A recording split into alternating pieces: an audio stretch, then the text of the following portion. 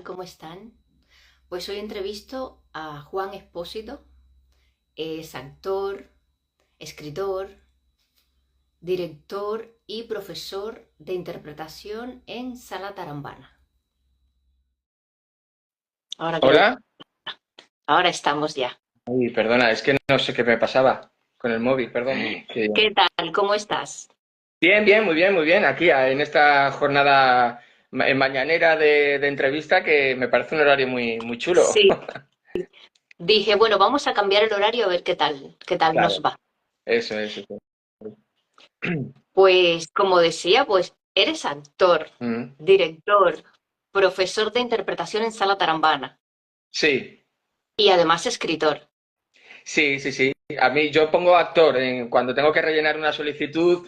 Lo primero que pongo es actor porque es lo que más me siento, lo que estudié. Bueno, estudié magisterio, es verdad que estudié para profesor, pero enseguida fui a estudiar arte dramático, aunque me formé también como director y como escritor, pero bueno, lo que me gusta decir es que soy actor. Lo que más hago, lo que más ejerzo no es como actor, pero es lo primero que me siento, digámoslo así. ¿Cuándo descubres que quieres ser actor? Bueno, el momento, nunca hay un momento así que donde el sol te deslumbra y de repente uno dice, Dios, he sentido la llamada, ¿no? Pero si fue poco a poco, desde que uno le place mucho ver películas y decir, me gustaría hacer lo que hacen esa gente, pero sí hubo un momento así que fue, digamos, cuando se rompió el cascarón. Si no hubiese sido ese, hubiese sido otro momento. Pero sí lo recuerdo perfectamente allá en Badajoz, de donde yo soy, hace bastantes años. Yo contaba cuentos. De repente empecé como a contar cuentos de una manera como muy casual. Pues en esto que hacía de monitores, los monitores hacen reuniones, se van de excursión pues para conocerse un poco mejor y luego tratar a los niños. Y entonces yo ahí, pues en las veladas, pues contaba cuentos y parece ser que gustaba muchísimo, parece ser. Entonces me llamaron para la Feria del Libro de Badajoz, pensando yo que me iban a poner en un stand a 5 niños sentados, bien peinados y callados, mientras yo les contaba un cuento.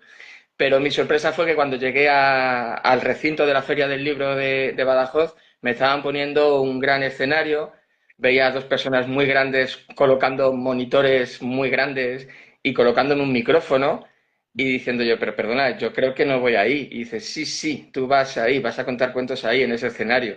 Digo yo, me parece demasiado grande para lo que yo tenía previsto, ¿no? Siempre las expectativas nunca coinciden con la realidad, para bien o para mal. Así que me subí al escenario con un sombrero de paja que tenía que olía a gallina, porque yo cuidaba gallinas de aquella época. Unas puñetitas que me cosió mi madre en una camisa, un palito que tenía, porque contaba cuento con un palo, una guitarra, me acuerdo que llevaba, y de repente empieza a venir gente, pero muchísima gente. Yo pensaba contar un cuento a 5 niños y me encontré contando a cientos de personas allí en Badajoz, incluyendo mis padres que vinieron por sorpresa y para azoramiento mío.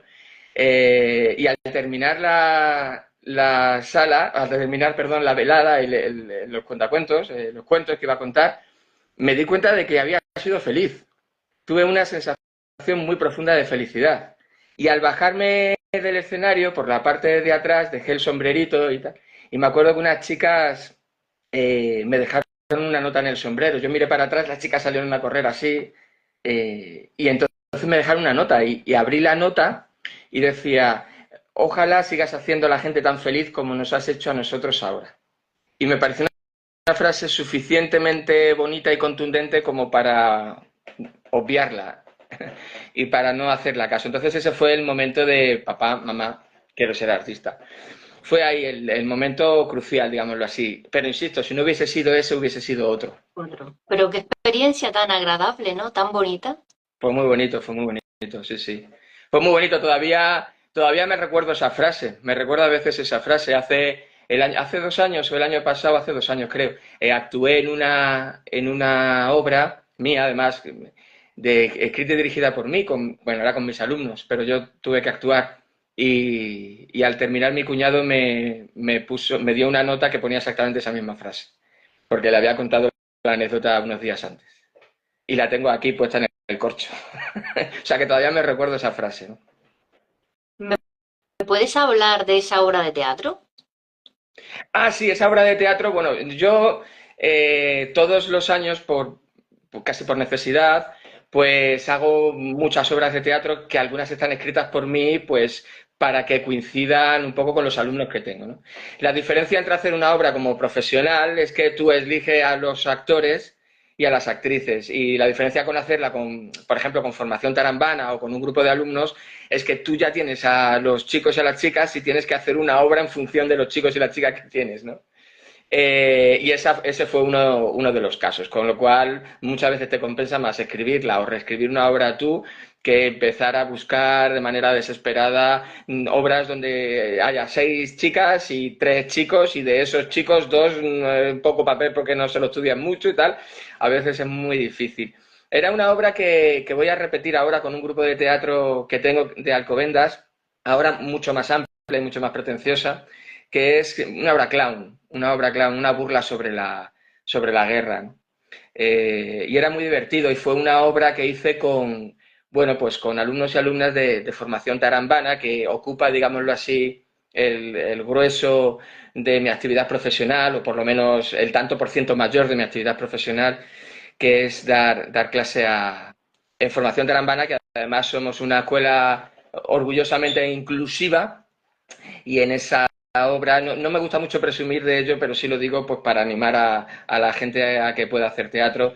En ese grupo tenía alumnos down, alumnos con silla de ruedas y se reían de ellos mismos que daba gusto. Como nos reíamos de la guerra, de algo tan cruel como la guerra le sacábamos un lado clown, ¿no? ¿Con qué palabra definirías tu experiencia como profesor? Tengo que elegir una palabra, ¿no? Diga la que diga, me voy a arrepentir a los 10 segundos. Pero yo diría eh, reciprocidad. Es decir, ahora hay una palabra así que a mí no me gustan mucho los anglicismos, aunque sé que se usan de manera irremediable, ¿no? Ahora la gente dice mucho feedback, ¿no?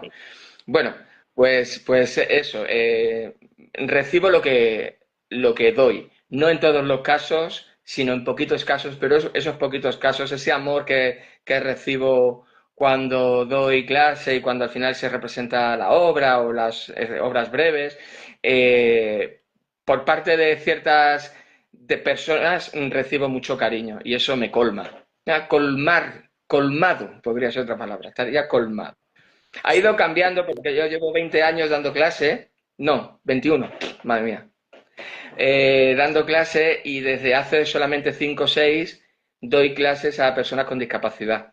Entonces eso me ha producido una satisfacción tremenda. No es que antes no tuviese esa satisfacción, ¿no? Pero ahora la tengo de una manera mucho más humilde, digámoslo así, ¿no? Porque uno cuando empieza a dar clase quiere tirar una piedra y que la piedra llegue muy lejos. Y quiere que tenga alumnos que le den el Goya, ¿no? Y que recibiendo el Goya te lo dedique a ti porque fuiste su profesor, ¿no? Bueno, uno cuando estudia arte dramático lo que quiere ganar el Goya es él, Sí. ¿no? Pero bueno, a ver, se lo quiere que lo gane un alumno o una alumna, ¿no? Y luego, poco a poco, se te va quitando esa tontería y en vez de querer que la piedra llegue muy lejos, lo que quiere es que la piedra esté muy cerca de la orilla y haga muchas olas, muchas ondas en el agua y que esas ondas abarquen lo más posible. Y en ese punto estoy, en ese punto estoy. Y me he dado cuenta de que dar clase a personas discapacitadas, me he dado cuenta de que hay que relativizar mucho el concepto de discapacidad, en el sentido de que evidentemente hay discapacidades que no pueden cambiarse. Es decir, una persona que nace en silla de ruedas va a acabar en silla de ruedas, una persona que nace con síndrome de Down va a estar con síndrome de Down. Pero es muchísimo más peligroso, perverso y desagradable una persona con ego, con narcisismo, con poca empatía, con poca, vamos a decir, solidaridad o, con la compañía. Eso es lo peor. Pues Eh, todos tenemos cuando... pequeñas capacidades de ese tipo de miedos, Miedo. inseguridades. Y te das cuenta que ser síndrome de Down es simplemente una palabra que tiene, síndrome de Down. Pero los valores que me han llegado a enseñar son muchísimo más grandes que una persona que no tiene síndrome de Down. pero Eso que tiene queda, tal vez muchos prejuicios. sí, nosotros, los que Sí, no tenemos síndrome de Down, tenemos sí. muchos prejuicios, muchísimos prejuicios. Sí, sí, con todo. Y además, muy paternalista. Somos muy paternalistas y les hablamos más alto, porque nos pensamos que es como cuando hablas a una persona mayor que le hablas más alto, ¿no? O como cuando hablamos a los niños que le hablamos más alto, le decimos, ¡ay, cómo te lo has pasado hoy! Y le hablamos como si fuesen, no sé, pajaritos. Y todo eso son prejuicios absolutamente estúpidos. Totalmente de acuerdo. Cuando te sientas a escribir tus obras, ¿en qué te inspiras o cómo es tu proceso para escribir? Pues mis obras de teatro, mira, aprovecho, aquí está mi libro, La miscelánea de las emociones, que es una recopilación de obras de teatro. Y entonces esa pregunta maravillosa que es en qué te inspiras, pues digamos que va de lo pequeño a luego ya lo más trascendental, ¿no? Es decir, son pequeños detalles en los que uno se fija para que eso te dé el impulso para escribir. Eh, y no hay musas que se te ponen en el hombro y te soplan al oído y te dan una gran idea, sino es muchas veces ponerte a trabajar y te basas en imágenes muy cotidianas que has visto. Pero la literatura no puede ser cotidiana, porque son dos términos contradictorios. La literatura tiene que ser una elevación de la realidad. Contar cómo he desayunado esta mañana no interesa absolutamente a nadie. Absolutamente a nadie. Lo interesante es que haya estado desayunando y al morder la tostada me haya encontrado un anillo dentro. Y entonces me ponga a buscar durante toda la mañana de a quién pertenece ese anillo. Eso sería lo interesante, ¿no? Pero siempre se basan como una cosa muy cotidiana. Y yo creo que mis obras van de eso, van de lo pequeño a lo poético, a lo onírico, o a lo más elevado o absurdo, literario, a veces muy clown y a veces muy dramático. Y por eso se llama miscelánea de las emociones, porque mezcla muchos géneros, ¿no? Y yo creo que el sello que yo tendría, si es que tengo algún sello, es que se mezclan mucho las emociones, como creo que es la vida, ¿no? No, de repente puedes pasar momentos muy cómicos, puedes pasar momentos muy dramáticos y la mayoría de las veces las cosas no están estancadas, no son contenedores estancos sin vasos comunicantes entre sí. Las cosas no son solo dramáticas o solo cómicas, muchas veces están perfectamente unidas, ¿no? Y a mí el éxito total de una obra de teatro es provocar en el espectador, en la espectadora, un momento cómico y que al instante siguiente se tenga ganas de dejar caer una lágrima y viceversa, que se le esté cayendo una lágrima y en ese momento se ría, ¿no? Ese para mí es el objetivo cuando me pongo a escribir, es lo que más me gusta, que estén mezcladas las emociones, como creo yo que es la vida, por lo menos mi vida, que también estoy irregular de la cabeza. Estoy leyendo los mensajes. Por aquí Germán García te dice Juan Espósito, un referente. Y también por aquí yo misma, buenos días, que sigue mucho mis entrevistas, gracias por estar ahí. Luego María Isabel, hola, buenos días Expósito, soy María Isabel, estoy en Salamanca y he estado en Extremadura, Zalamea y Hornachos. Un saludo. Ah, pues es mi tierra. De hecho, yo tengo triple nacionalidad, extremeño, madrileña y salmantina, sobre todo extremeña. Sí, sí, o sea que perfecto. Gracias a las personas que están viendo este directo. Y ahora quería preguntarte por este libro que acabas de... ¿Dónde podemos adquirir este libro? ¿Cómo podemos hacerlo? Se puede buscar en grandes plataformas que si se pide te lo traen, en tiendas más pequeñas de barrio, aquí en Carabanchel hay, o directamente se te puede enviar a casa. Además, con gastos eh, gratis, gastos de envío gratuitos. Entonces, simplemente ponerse en contacto conmigo y se envía. Perfecto. Así de sencillo. Pasando, puedes utilizar grandes plataformas y el dinero se va para ellos. O, si, o te- se te puede pedir a ti perfectamente, y ya que dediques una frase, algo, lo dediques. Que lo dedico al libro, hombre, por Sí. supuestísimo, claro que sí. Claro, claro, claro. Sí, sí. ¿Cómo comenzó la idea de escribir este libro?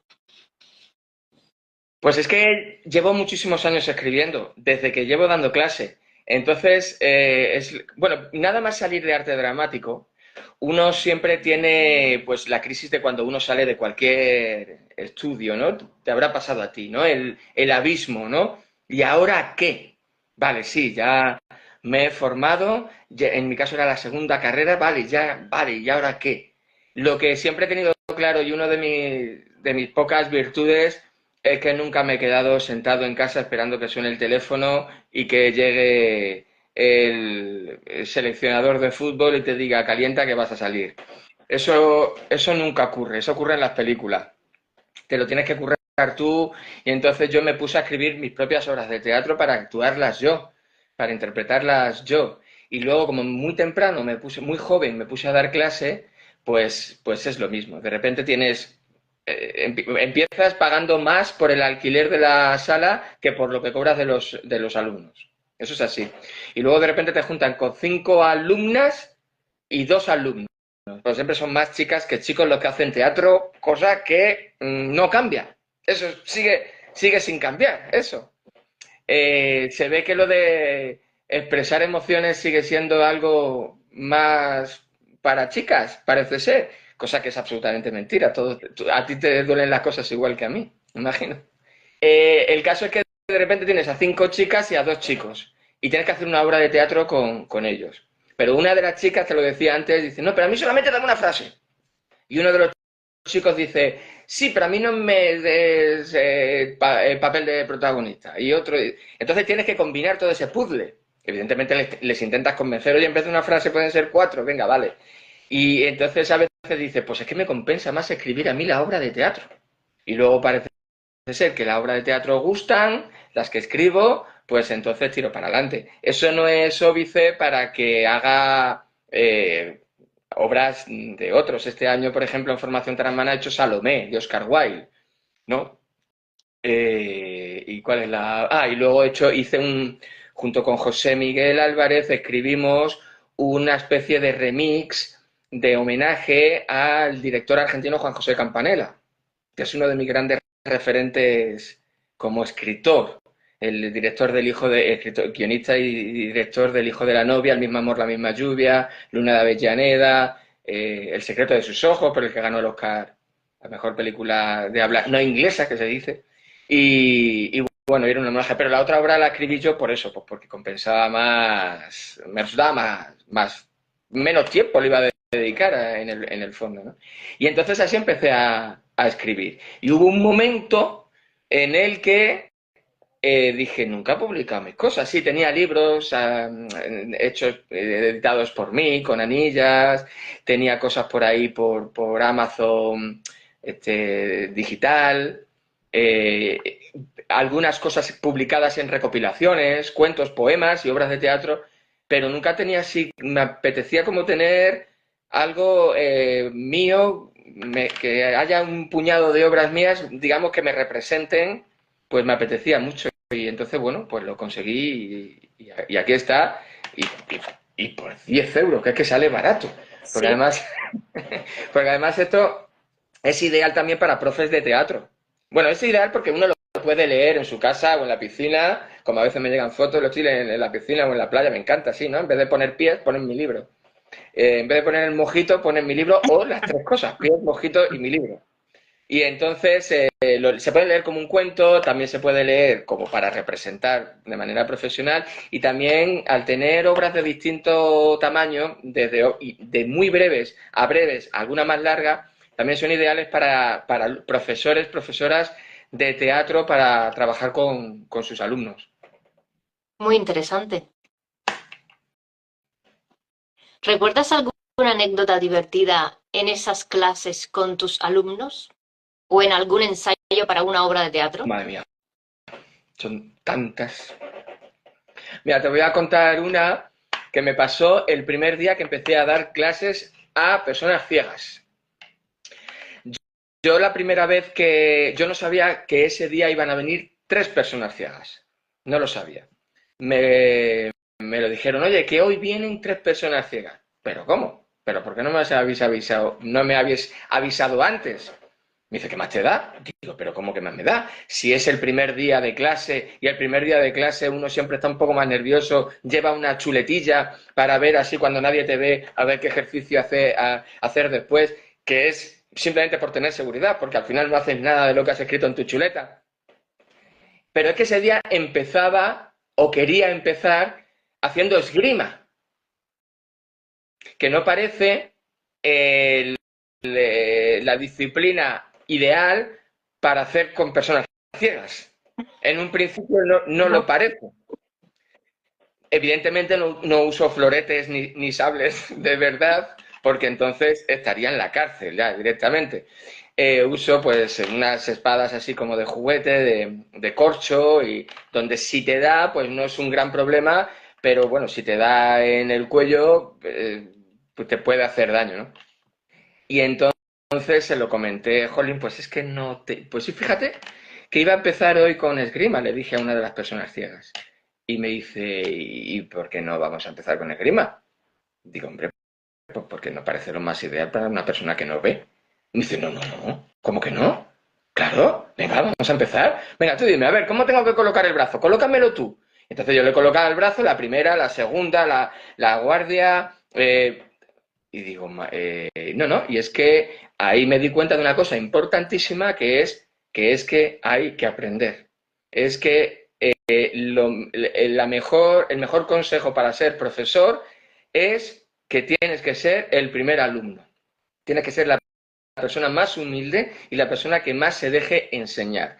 El profesor arrogante que es yo todo lo sé y se pone así los nudillos en el costado porque él todo lo sabe y te da leccioncitas así con el dedo, no será un buen profesor. El mejor profesor es el que dice, ah, sí que tú sabes esto, a ver, cuéntame. A ver, entonces, ¿cómo lo harías tú? A ver cómo es? Evidentemente, luego tú tienes que tener un carisma, ¿no? No todo el mundo puede opinar, ¿no?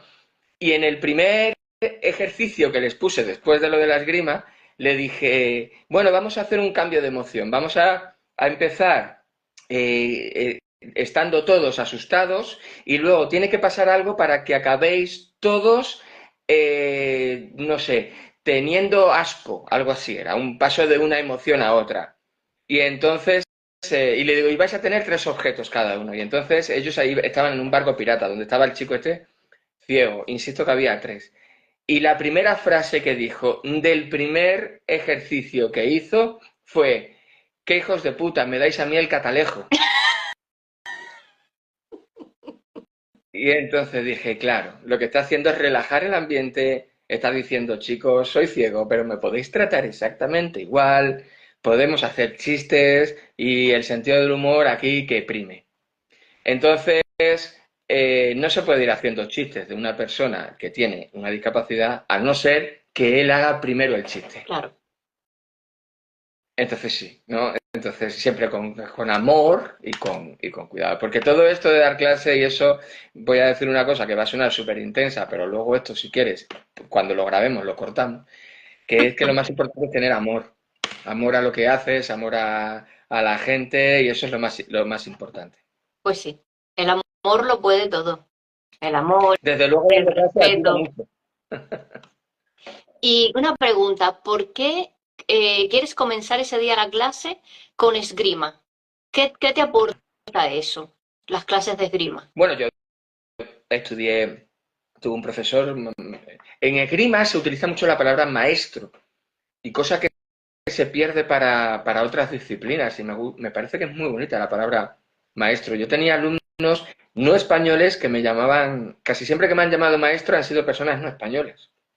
En España la palabra maestro tiene una connotación demasiado densa y tal, y yo creo que hay que quitársela. Maestro es una cosa muy, muy bonita y mucho más relajada y menos elevada de lo que parece. Bueno, en los profesores de esgrima se le llaman maestros. Yo tuve un maestro que me dio un curso y me parece que es una disciplina ideal para calentar, para empezar a activar el cuerpo, para que primero para calentar los músculos y luego desinhibirse, hay siempre buen rollo, hay risas y es una mejor manera de empezar luego para hacer ejercicios, lo que sea, de humor, de emociones o de lo que sea. Y además activa mucho el cuerpo, la acción-reacción, tienes que accionar y tienes que reaccionar, que el teatro y la interpretación tienen muchísimo que ver con eso, ¿no? El, el, la acción-reacción es absolutamente fundamental, lo que nosotros llamamos la escucha actoral, ¿verdad? Y la escucha actoral, ¿qué es? Estar sensible, estar atento a lo que está pasando, ¿no? Entonces el esgrima maneja mucho, mucho eso. Siempre intento utilizar, cuando gente dice, no, quiero estar hoy para la obra de teatro, quiero entrar en el escenario concentrado. Le digo, mal, tienes que entrar atento, no concentrado. Concentrados para ti, concentrados para trabajar tú contigo mismo. Pero es que el teatro no trata de eso, amiga. El teatro trata de estar atento con la otra persona. Y lo importante en una escena es que la escena salga bien, no que tú estés bien. Exacto, porque si estás concentrado solo en ti mismo, tienes que estar atento a todo lo que está pasando. A lo mejor tu compañero en un momento dado se puede quedar en blanco, se le puede olvidar una parte del texto y tú tienes que estar ahí, ¿no? Como para salvar esa situación, tener ese reflejo. Totalmente de acuerdo. Y hace poco, bueno, te voy a contar que he dirigido un corto, bueno, he dirigido algunos y tal, pero un corto que quiero que sea un poquito más pretencioso, digamos, es un poquito desde el punto de vista profesional, es como mi debut como director, y es un corto que se llama Radiocasete, que se va a estrenar en breve, falta un poco de talonaje, y se va a estrenar en breve. Somos dos actores, Fernando La Peña, que tiene síndrome de Down, y yo. Digo que tiene síndrome de Down con la única intención de romper todos esos estereotipos que decíais. Es la persona con más talentos que he visto en mi vida, que he conocido en mi vida. Es amigo mío y le quiero como si fuese un hermano. Pero hay cosas que son irremediables. Le cuesta estudiarse los textos. Y tú dirás, ¿por ser síndrome de Down? Bueno, pues puede ser, pero es que hay muchísima gente que le cuesta estudiar los textos.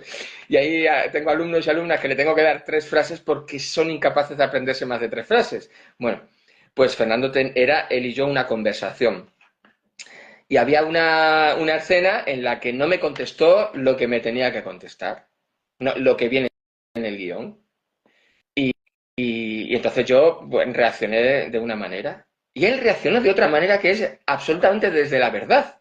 Nos olvidamos durante 30 segundos del guión completamente.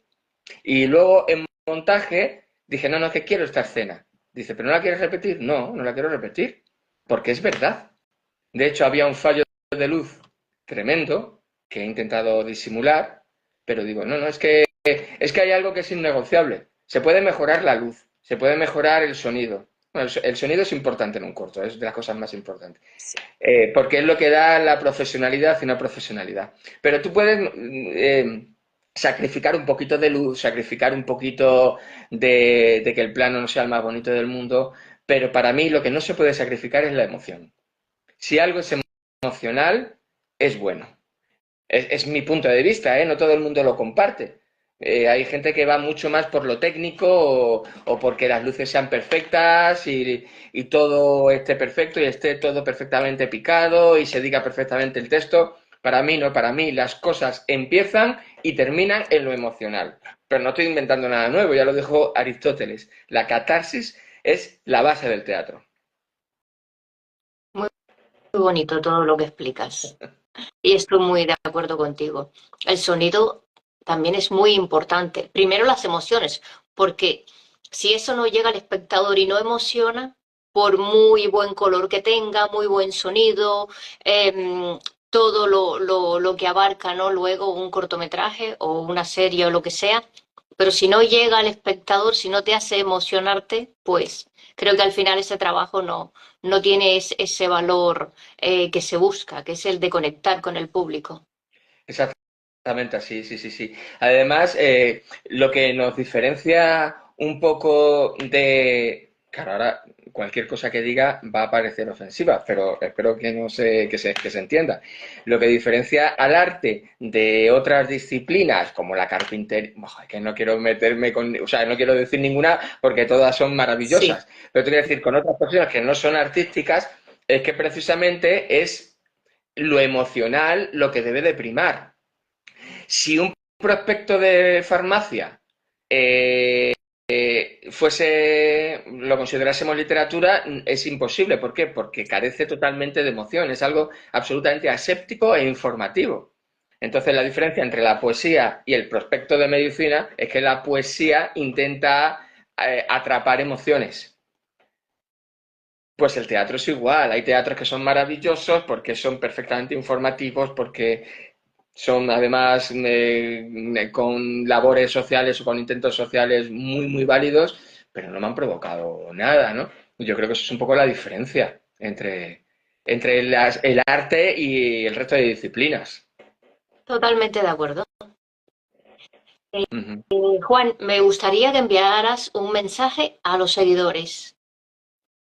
Bueno, pues una persona como Limay, que pudiendo hacer muchísimas cosas, de repente decide hablar, charlar, porque me gusta mucho lo de charlando, ¿no? Sí, Además es muy de mi tierra de Badajoz, dicen, vamos a charlar un rato, ¿no? Más que hablar, o que dedica el tiempo a charlar con gente, eso es un acto de amor a la profesión que ya es absolutamente meritorio, meritorio. gracias. Todo esto del arte, uno siempre tiende a perder. ¿Por qué? Porque no es un negocio de Coca-Cola o de poner cervezas a la puerta de un concierto heavy, sabes que es éxito seguro. Esto es casi todo tiende a perder. Entonces, de lo que tenemos que tirar es de corazón, de amor, de pasión, que al final es lo que nos tiene que mover todo esto, ¿no? Siempre digo que las posibilidades de éxito son muy, muy, muy pequeñas en toda disciplina artística. Y como son muy, muy pequeñas, vamos a hacer lo que nos dé la gana. Porque total, si las posibilidades de perder son las mismas si hacemos lo que nos da la gana que si hacemos lo que nos dicen los algoritmos y los estudiosos de marketing, de no, tú para triunfar lo que tienes que hacer es escribir de sexo, pero de sexo sórdido, ¿no? Y que haya un asesinato en la página 3 y tal. Pero si las posibilidades de fracasar son exactamente las mismas, entonces déjame hacer exactamente lo que me dé la gana a mí, ¿no? Y lo que tú haces es un acto de pasión y de amor que me encanta. Así que gracias a la gente que nos escucha. Luego esto, ya verás cómo luego lo va a escuchar mucha gente. Una vez grabado, Sí, lo colgamos y ya verás que va a tener mucha más repercusión. sí, ahora cuando se descargue lo publico. Yo estoy muy agradecida de tu tiempo porque siempre digo que el tiempo es el mayor regalo que le podemos hacer a alguien y que no tiene precio. Totalmente. Es el mayor regalo que se le puede hacer a alguien, dedicarles nuestro tiempo. Gracias. Tú ves Deseo que cuando, sigas. perdona, tú ves cuando los tíos y las tías y los padres y las madres que se sienten culpables porque no están mucho tiempo con sus sobrinos y tal, y le cargan de juguetes Sí, en los cumpleaños, pero luego no están más tiempo con ellos. Y claro, el niño se agradece, que Juan me ha traído juguetes, pero a la larga el niño que piensa, quiero a mi tío que estuvo más tiempo conmigo, ¿no? O sea, que la mira, satisfacción. eso me pasa a mí con mis hijas. Tengo dos hijas y sobre todo la mayor eh, aún me lo sigue recalcando. Yo estaba siempre trabajando fuera de casa, Sí, a ella no le pude dedicar el tiempo que ella quería, hacía esto, muchos regalos, cuando yo sí. venía a casa, muchos regalos, a la pequeña en cambio sí le pude dedicar más tiempo y aún tengo diferencias con ella por eso, porque ella siempre me dice que de pequeña no le dediqué el tiempo que ella necesitaba. Se lo has Es cierto, el dicho, mayor regalo es el tiempo. se lo has reconocido así, se lo has dicho así. Sí. Pues entonces ya te lo va a valorar. Sí, Ya te sí, digo sí, que sí, te lo va a sí, valorar. sí, sí. Es cierto. Los niños y todas las personas, pero sobre todo los niños, necesitan el tiempo de sus padres. Lo necesitan, es primordial. Eso es. Sí, sí. Sí. Pues gracias por tu tiempo, gracias por el tiempo de los seguidores y gracias también a las personas que vean esta entrevista cuando lo publiquemos en nuestros perfiles. Genial. Muchísimas Muchas gracias, un placer gracias. y a seguir así apoyando la cultura de la manera Sí, ingenua y pasional que lo hacemos. gracias. Y que tú sigas escribiendo, dirigiendo obras y disfrutando con tus alumnos y creando. Muchas gracias. Muchas Gracias. gracias. Un abrazo y que tengáis un feliz sábado. Gracias. Gracias a Dios. Muchas gracias. Que tengáis un bonito sábado.